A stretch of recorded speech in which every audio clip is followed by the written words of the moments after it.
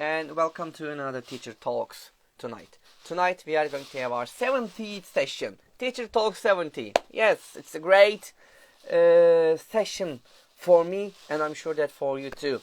And tonight we are going to have another educator from different parts of the world, just like other weeks. And tonight we are going to have an ELT author and trainer, and also life career and business coach, and also she's helping ELT professionals, Rachael Roberts. She is going to be with us tonight.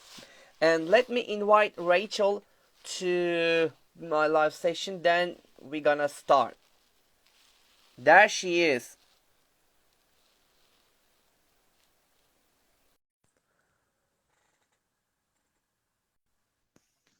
Hello.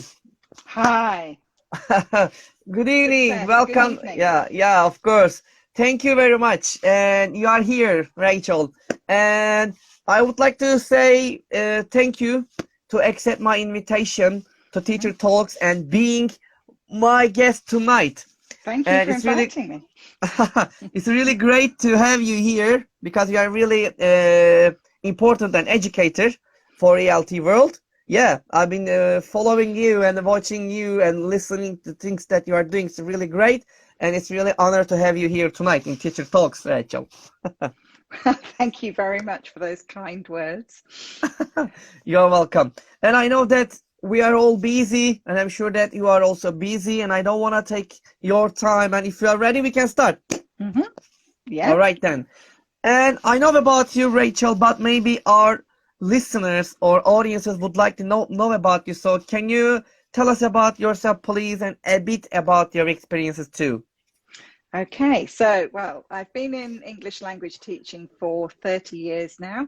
Wow. So it could take a while, but I'll try and keep it short.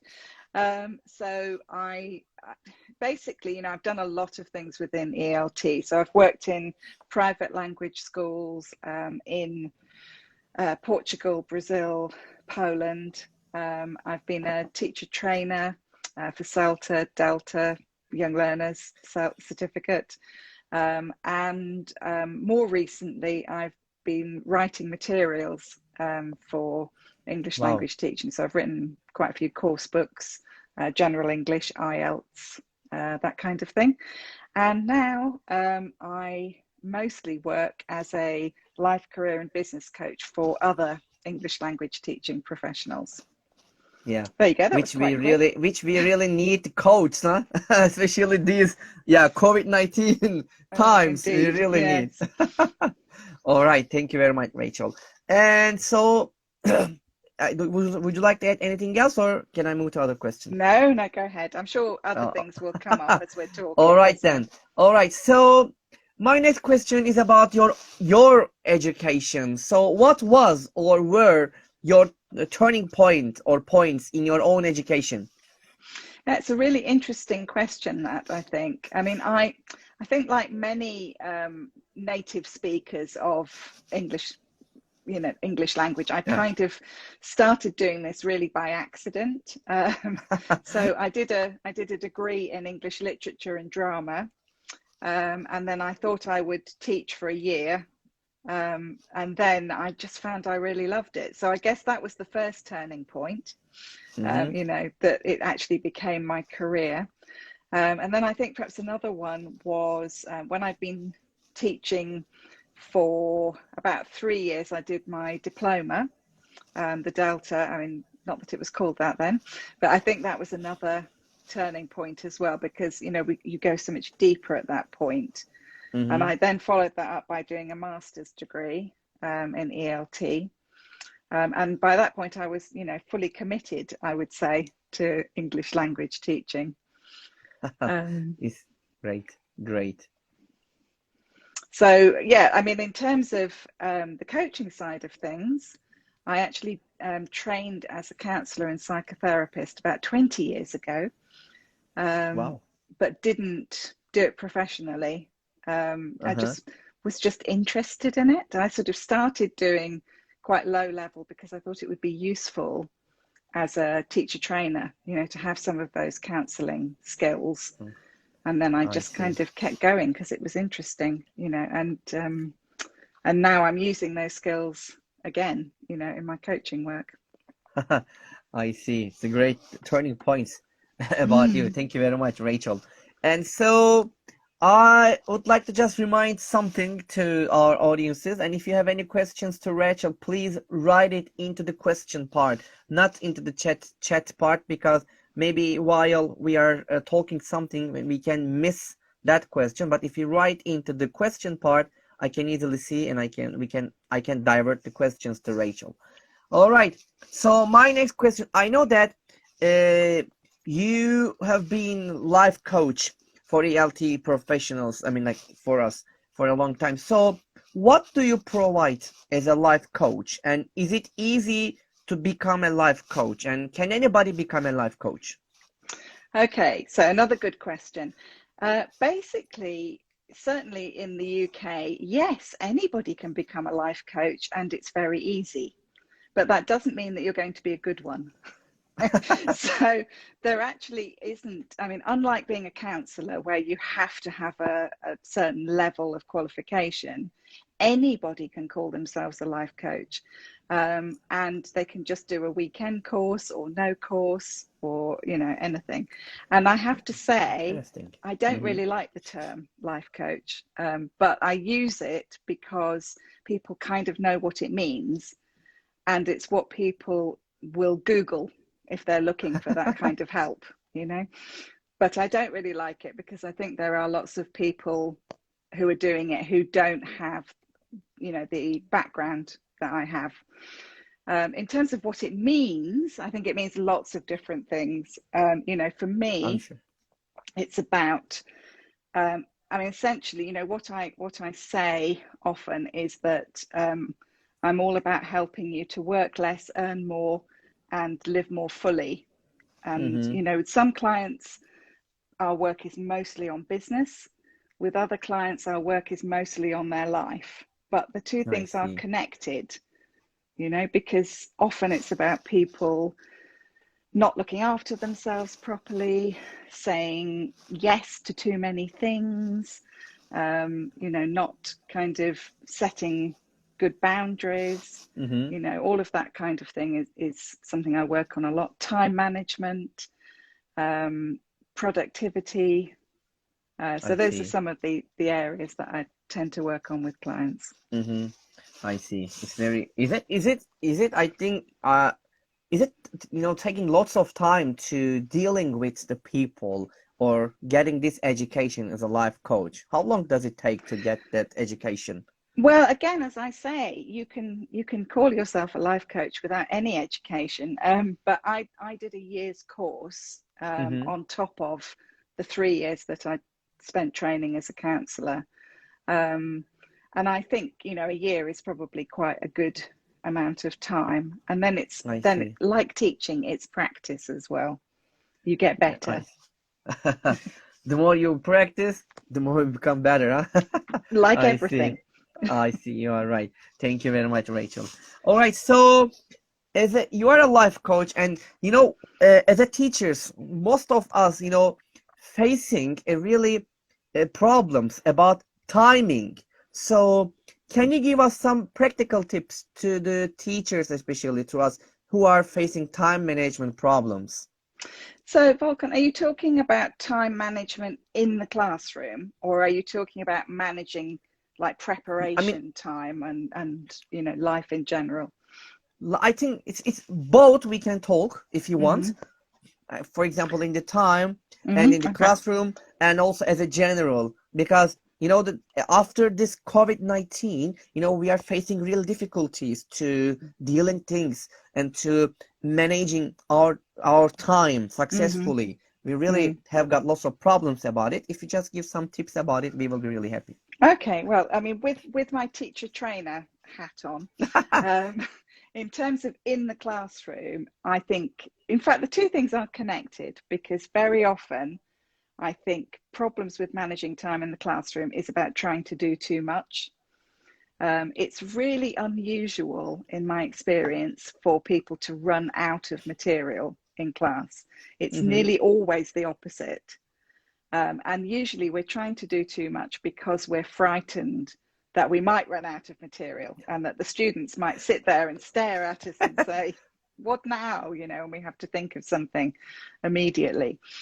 So my advice for teachers in terms of in the classroom would be to plan less. To firstly, I think we can develop lots of little techniques so that we can do things in a different way. So we may have the same activity, but in our mind we think, okay, if I don't have much time left, I'm going to do it in this way. And if I have more time left, then I'm going to do it in this way, so that we don't have to have lots and lots of extra activities. Mm-hmm. We just need to exploit the activities that we've got a bit more, and often that's about things as simple as repetition. I think teachers often are very frightened of repetition as well, because they think they may bore the students, but actually if you're doing something in a different way with a different partner, that's not boring. And we know from research, that the quality and the quantity of language improves with repetition. So doing something in a different way, doing something again, but in a different way, and having less.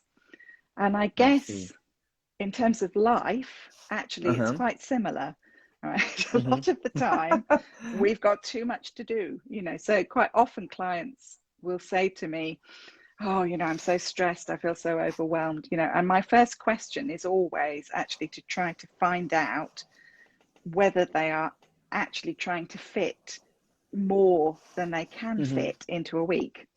And so I often ask them to track everything that they're doing and to find out where the time is going.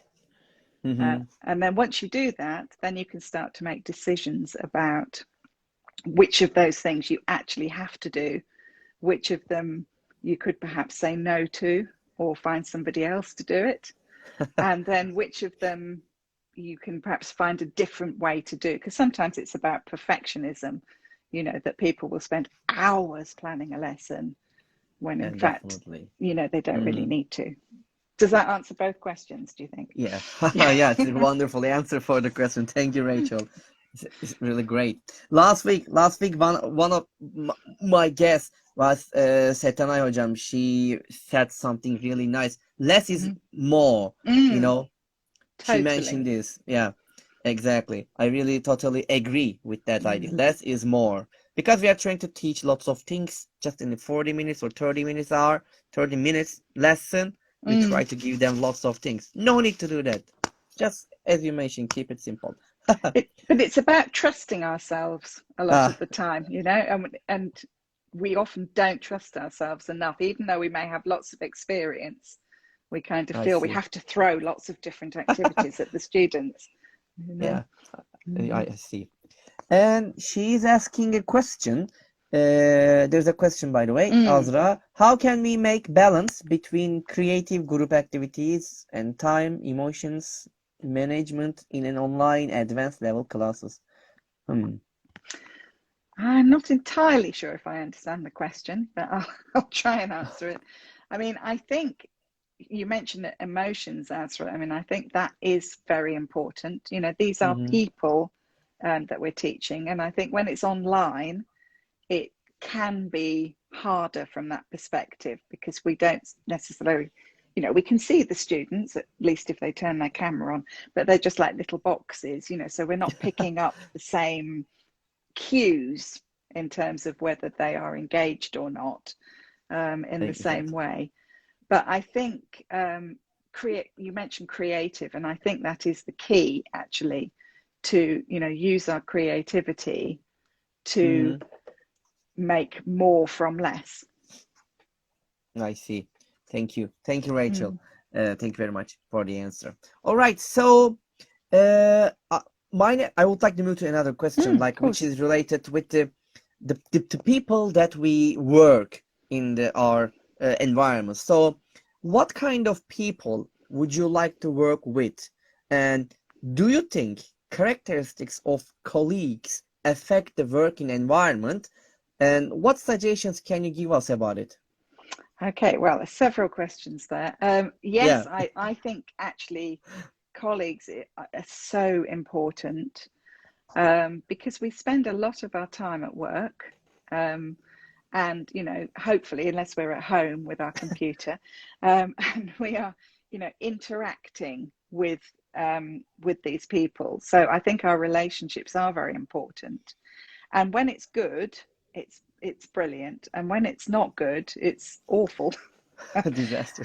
Yes, I mean, I've actually been self-employed since 2008. So I'm quite lucky in that regard, because I'm mostly working on my own at home.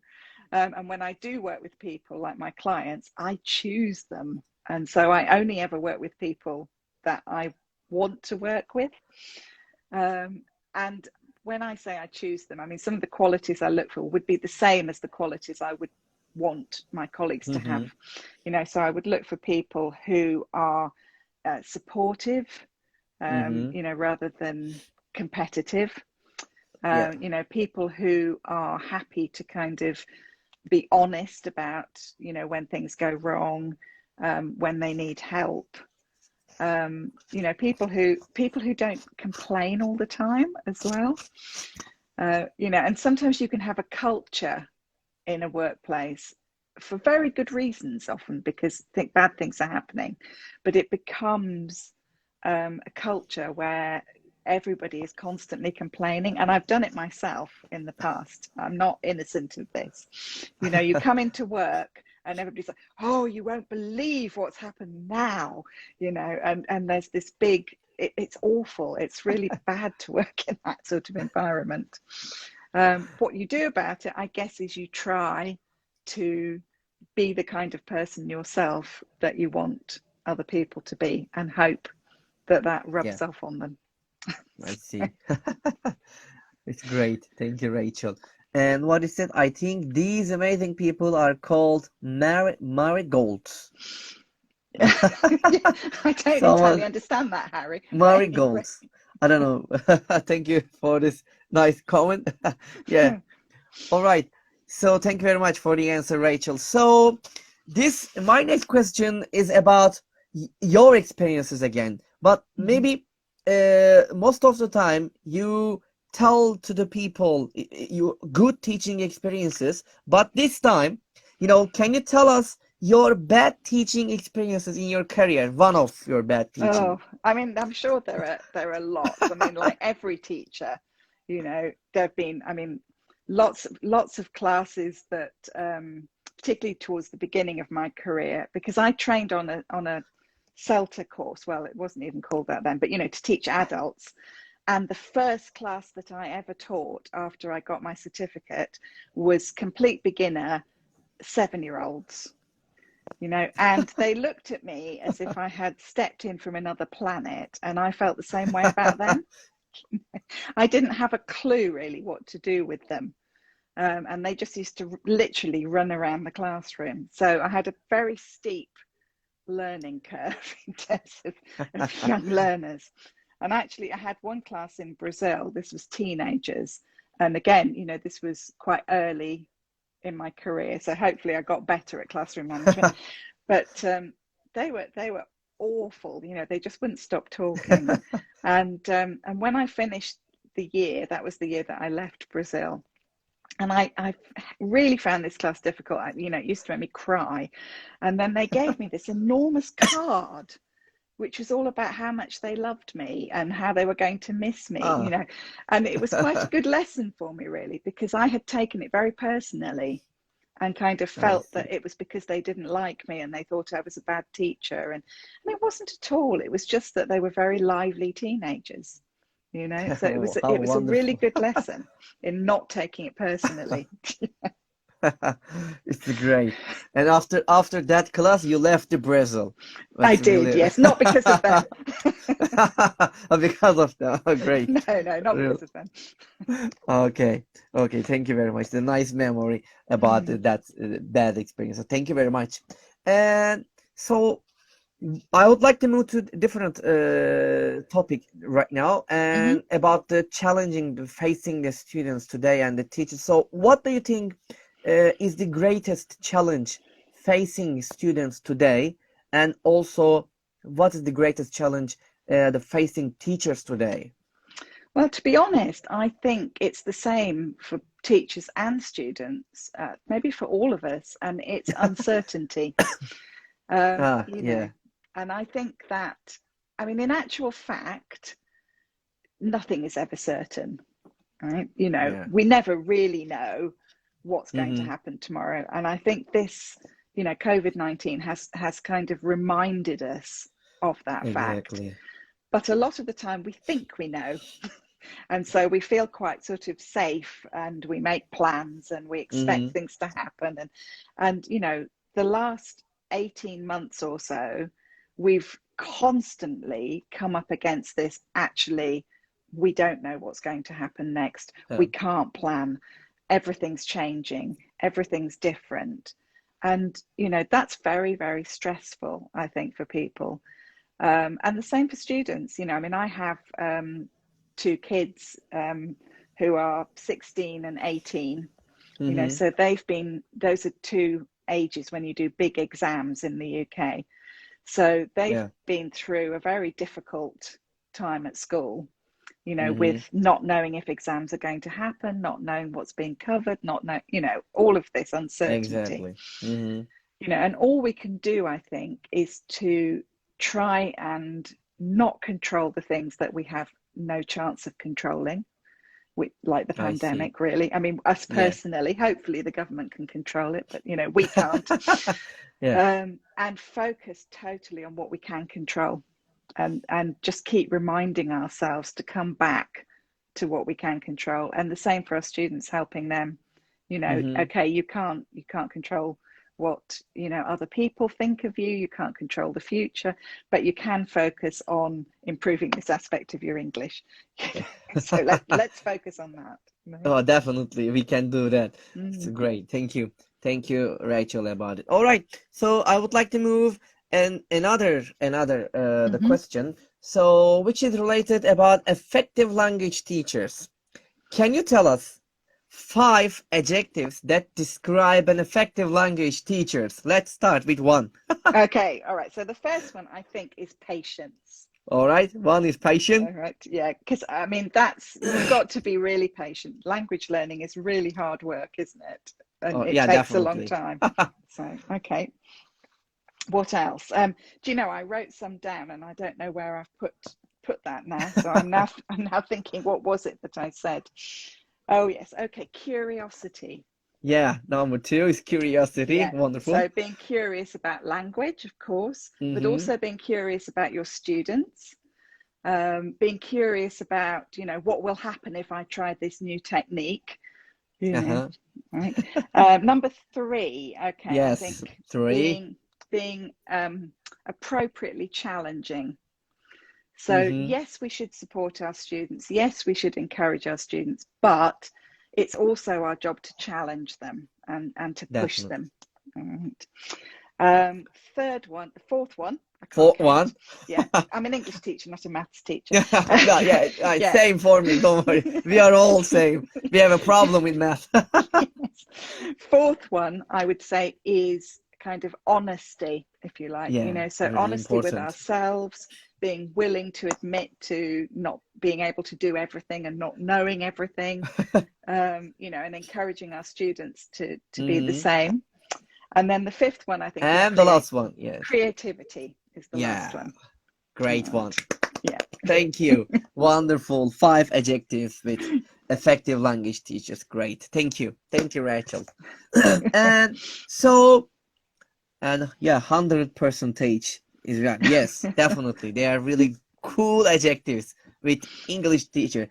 And Mm-hmm. so specific topic. Okay. Someone just writing about the Yeah, session. All what we're right. talking about. Yeah, what we're talking about. Okay, so my next question is this. What new thing should teachers add to what they teach? Well, I'm going to say, I mean, I don't know, it's not exactly new, but it's new-ish. I'm going to say mindfulness. Oh, yeah. Because this is something, that is at the center of my practice as a coach, but it's also something that I think is very important in terms of teaching and Mm-hmm. training. And again, going back to, the uncertainty and the stress that everybody is under, I think being able to kind of teach our students how to center themselves, how to kind of bring their Mm-hmm. focus back, how to notice their emotions and not necessarily just be pulled along by them. These are really useful things to be teaching students. And it does combine very well with English language teaching. You don't, even just doing like a 10-minute activity where they notice all the things they can see, all the things they can hear, Mm-hmm. that's still Yeah. English, but it's also mindfulness. Yeah, definitely. Which is really important, as you Mm-hmm. mentioned it, the mindfulness, especially, that nowadays is really, really important. We should really put in. All right, thank you. And Rachel, so my next question is, in what ways do you try to achieve a good life and a work balance?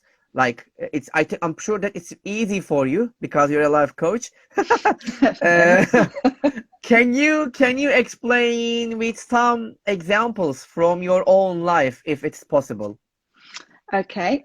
Yes, no, I absolutely can. I mean, I wouldn't say it was easy, but it's something that I've put a lot of work into because I used to be so bad at it. So when I was first teaching, I suppose about 6 or 7 years into my career, I burnt out quite badly myself. Oh, I was working 70 hours a week at least, wow. traveling around the south of Poland, going to like 4 different cities every week. It was completely crazy. Like I was a kind of teacher trainer in different schools. Mm-hmm. And I remember actually saying to my boss at the time that I felt that I was damaging my health, and she just laughed at me, because I was in my 20s, and she just thought it was ridiculous. But actually, it was damaging my health. Um, and I then came back to the UK, and I got a different job, and that was fine for a while. And then I took on too much responsibility, and guess what? The same Yeah, thing what? happened again. So at Ah. that point, I finally learnt that I had responsibility for what I agreed to do and didn't agree to do, and that Mm-hmm. I had to make choices about, where my boundaries were. And this is one of the reasons why I'm really passionate about helping other teachers to do it, because I see it all the time. Teachers are generally people who want to help and Mm-hmm. who care, and those are great things. I But see. you do have to, they say you can't pour water from an empty jug. You have to fill up your Yeah, own yeah, jug definitely. first. So I'm not naturally very good at it at all, but I've had to learn how to. So, in terms of advice, I would say, yeah, question that little voice in your head that says, oh, I should do this. Oh, they'll think badly of me if I don't do this. Oh, people will think I'm selfish, or, and remember that you can't help anybody if you're burnt out. I see. Mhm. Yeah, definitely. If you burnt out, it's a little bit impossible, I think, to help them. Totally. And it Yeah, might take quite a long time, physically to come I back from see. that. I mean, I Really? developed So, an autoimmune disease, so it oh, can be quite serious. So, really? Well, mm, so sad about it. So sorry about it. I mm. see. So All it's right then. yeah. So anyway, Anyway, thank you, Rachel, for this, the experiences and the moments that you mm, share with us. There's a question. Let me ask you about it. It mm. says, she's asking, I think, Merve, thank you very much for the question. How do you know when it's time to challenge students without making them dislike or demotivate? Okay, that's a big question, but I'll do my best. So, I mean, I think it's about the relationship that you have with the students. I think that you need to build up trust. so that they know that you are not doing this to, punish them or criticize them or what have you. This is partly what I mean about being honest yourself, so showing that making a mistake, for example, is not necessarily a bad thing, because it's an opportunity to learn. Helping them to develop more of a growth mindset generally, so that they're not embarrassed about not knowing something and they're trying to hide that from you, but they're, open to being given constructive feedback. So I think it's difficult to give a precise recipe, because it will also depend on the student, because the students who are more sensitive to criticism, I think you need to deal with them a little bit more gently than the ones that are a bit more confident, so it's not necessarily easy to come up with a precise answer, but I think it is about relationships ultimately. Yeah, I agree. Thank you very much, Rachel, for the answer. And I hope that answer is how can I satisfied with her about it. Thank you very much. Ask again if not. All right then. Okay, I really wonder what are you going to say about my next question, because the guest says different things about the superpowers. Yeah, if you could have one superpower to use in the classroom, what would it be and how would it help? Oh, okay. So I think probably, I don't know whether I would really like this if I had it, but I think it would be very helpful to be able to read minds, because then I would know whether the students knew the answer or not. So I'd always be able to nominate somebody who could give me the answer. I would know whether the student was feeling, confident or really worried. So I would know how hard to kind of push them, as in the previous one.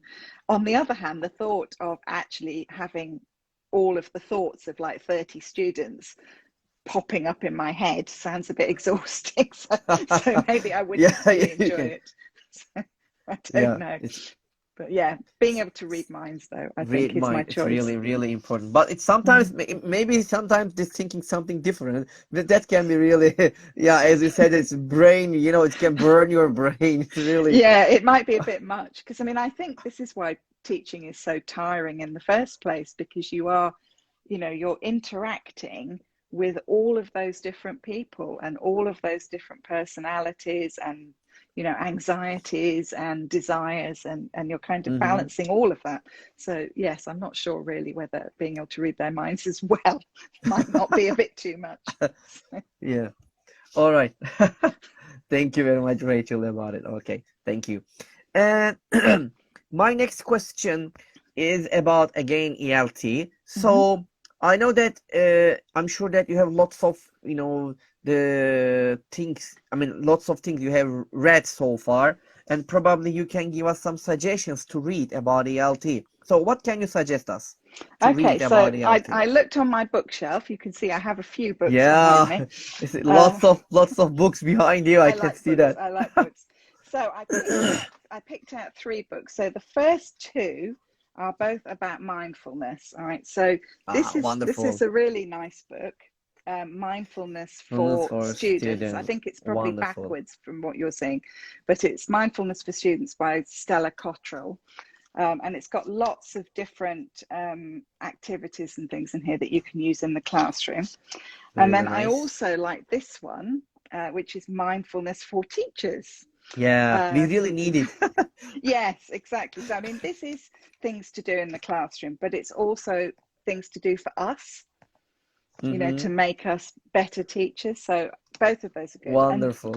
And then I also do have an actual kind of language related one, which is one of my favorite books of recent years, which is How Vocabulary is Learned, which is Stuart Webb and Paul Nation. And if you're interested in vocabulary, it's fascinating, because it really goes into, what it says, how it's learned. And it talks, about some of the strategies that we use in class and why they might work or might not work, because not everything that we traditionally do, it's actually shown by research to work and makes other suggestions and things to try out. And I'm very interested. I like vocabulary teaching. It's one of my favorite things. So yeah, I recommend that one. Yeah, that 3 books is really, really nice. And maybe is it possible to send us the photo of the book so I can share them after the session? Yes, I'll of be really course, of happy course. about it. Thank you. And someone is writing a comment. Azra said, wonderful daydreaming sometimes has positive, uh, says positive advantages for students. Yeah, I mean, I agree, Ezra. But mindfulness, I'm not sure whether that's what you're referring to, but mindfulness isn't really about drifting off. It's about being really, really focused. I see. So that It's great. sometimes people don't quite get that. So mindfulness is about really putting your attention onto something, like maybe onto your breath, or maybe onto an object, and really focusing on that thing. So it's great for developing focus. Focus, I see. Thank you very much. And there is also another comment and a question, I think. I'm going to teach, I hope I pronounce it correctly, physiotherapy, DTS tomorrow. It's going to be the first day of class. It's an online course, and I'm planning to use a pre-test to see their level. Their level is, I think, B1. Any suggestions about it? Well, in terms of kind of tests for level for physiotherapy students, no, I'm sorry, that's a bit too specialist, I think, for me. Yes, no, sorry, I can't make any specific. Okay, no problem. Let's skip the question. Thank you for the question, but I think it's not. We can't give an answer about it because it's not the right one to give an answer. I think about it. Well, it's just a bit too specific, I think, and I haven't done any sort of recent putting students in levels, to be able to recommend anything. So I see. All right, no problem, Rachel. All right, there is another question here. What makes a great teacher? So Osama, well, I think we've kind of talked about this. We this. talk about it, about like the adjectives one. We talk about it. Yeah. That makes a great teacher, right? Yeah, Osama might have only just joined us. So yes. Yeah, all right. Okay, thank you. Let's move. And what piece of advice would you like to give to the teachers who feel tired and burnout because of distance education and lots of workload? Well, I mean, I think we have kind of discussed some of this, haven't we, in terms of when we're under pressure. I haven't said this, so I'll add this. When we're under pressure, I think we get into a kind of tunnel vision, so we can't kind of make good decisions necessarily because we're just focused on doing the next thing and the next thing and the next thing. And, we're in a rush all of the time. And I think, sometimes it's really important to make sure that we have at least some time in the week or the weekend where we don't go on our devices, we don't do any work, and we literally switch off, because we need that to get out of that fight, flight, stress reaction, so that we can then make good decisions about what are the things that we absolutely have to do and what are the things that perhaps would be nice to do, but we haven't actually got the time or the energy to do them. So that would be one thing. And then the second thing would be, people talk a lot about managing time, but it's also about managing your energy. And people don't think about that necessarily quite as much. So that might be things like what you eat. So if you're eating lots of sugary food, you're going to have lots of crashes, which is not going to help. Or it might be about things like the time of day. So what are the best times for you to get the hard work done? A lot of people start by dealing with all their email in the morning, and by the time they've done that, they're already exhausted. So maybe do the email later and do your planning first, or whatever. But you need perspective to make those kinds of decisions, so you need a bit of time away from the screen. Okay, thank you, Rachel. And so my next question is about the future. Okay, so what do you think? are the key skills we will need in the future? Okay, well, I mean, I'm not magic, so I can We're only give just you talking. my Just best give. opinion. Yeah, I mean, I think obviously digital and technical skills, because that is something which, you know, has been important for a long time, but has got much faster because of the move online, because of COVID. You know, Yeah. so things are developing faster and faster. But also, I think social and emotional skills are becoming more and more central, you know, which is related to mindfulness, but also, Yeah. you know, generally sort of dealing with students as individuals, Hmm. helping them to manage their emotions and so on.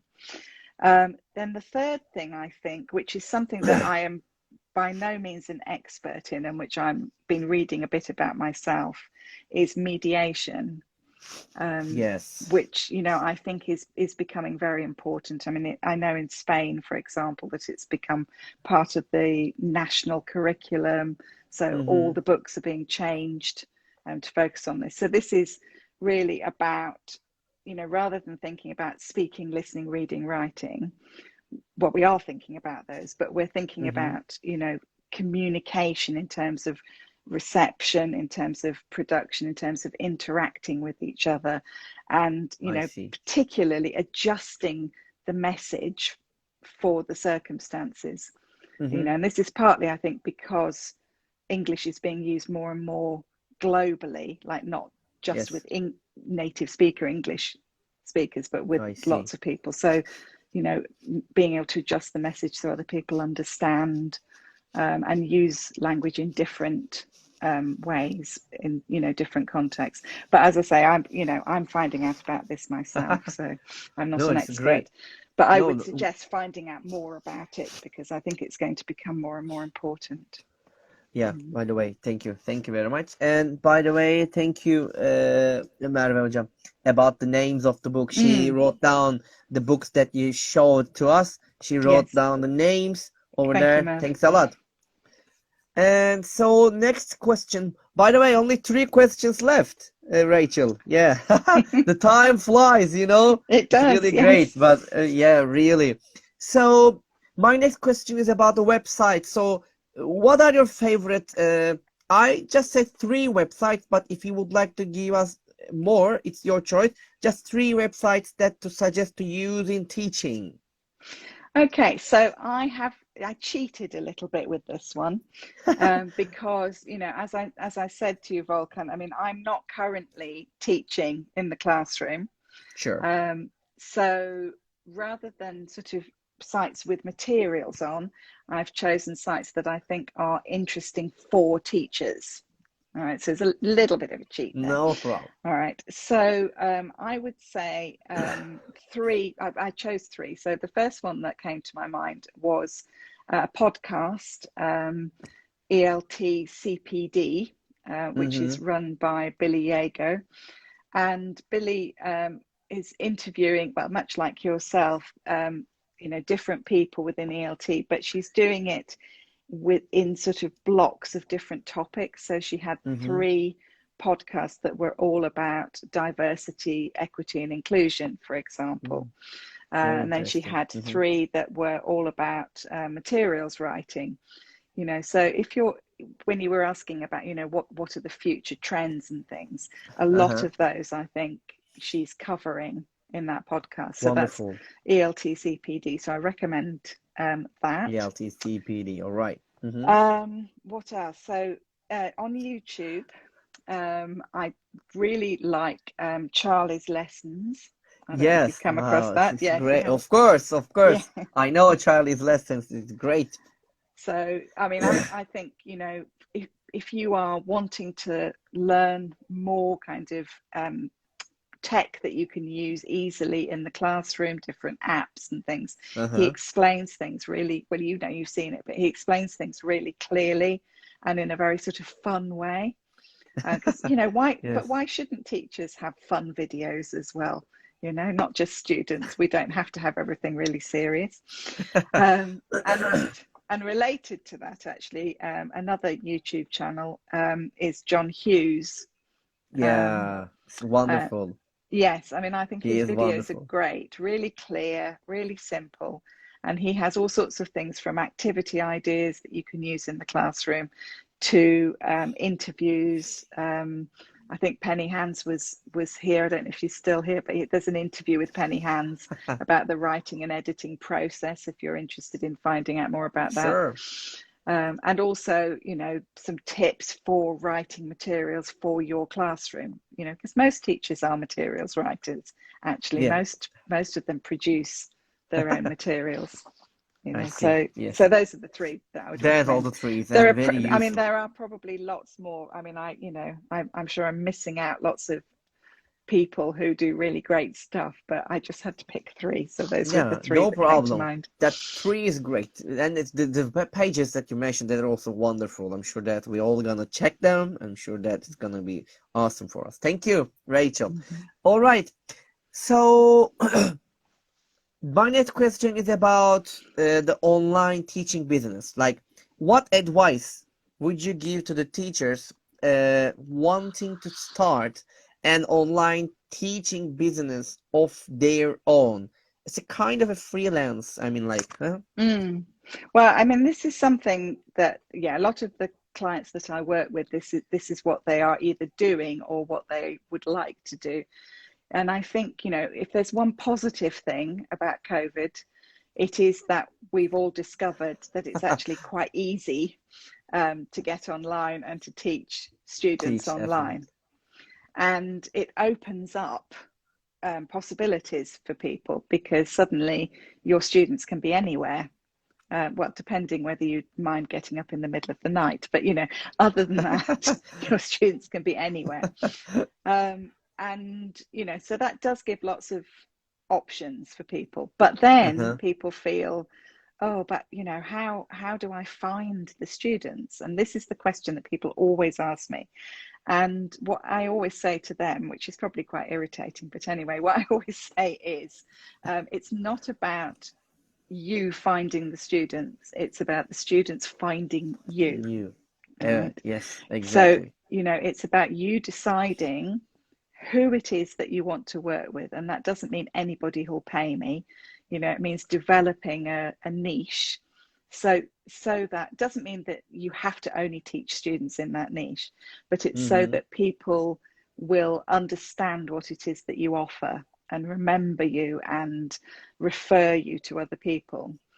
And then making sure that people know about who you are, you know, Yes, and what it is that you can offer through exactly. social media or through YouTube videos or, you know, however you choose to do it.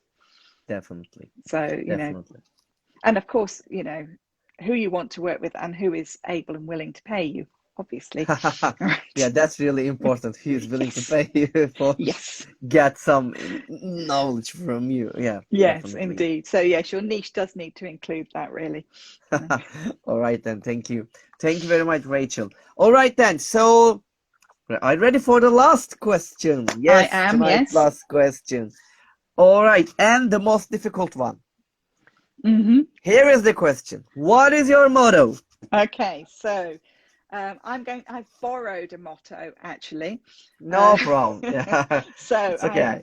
I have borrowed this from the inventor of the silent way, and you know I've now completely forgotten his name. It's a bit late in the evening here, but what he said was, and I repeat it quite often, is a mistake is a gift to the class. Yeah. All right. Mm-hmm. And I really like that because it's, you know, it's about that growth mindset that we talked about earlier. And it's about, you know, I would apply that not just to teaching and students, but to life in general. You know, Mm-hmm. that we need to see those things that don't quite work or that go wrong or what have you as an opportunity to kind of unwrap something that can teach I us see. something. I see. You know? Thank you very much So for this that's my motto. A mistake is a useful, gift to the class. useful model. Yeah, Mr. Get a class, definitely. It's wonderful. It's love. Thank you very much, Rachel. All right. So, Rachel, And before that's all about the teacher my questions.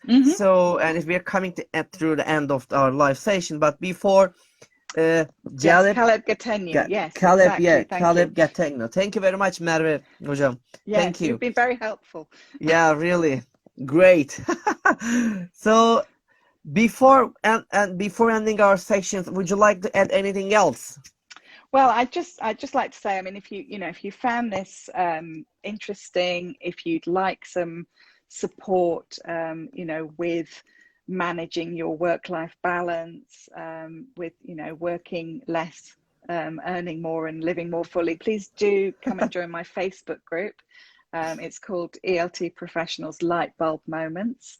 And I do lives in there every week. We have guest experts coming in. We have a book club where Wonderful. we're reading the 4-hour work week at the moment. Great. So do come and join us. That's ELT Right, Professionals Light Bulb Moments, it's called. Oh, okay. ELT Professionals Light Bulb Moments. We will be there. I'm already there, but I hope they're gonna be there too.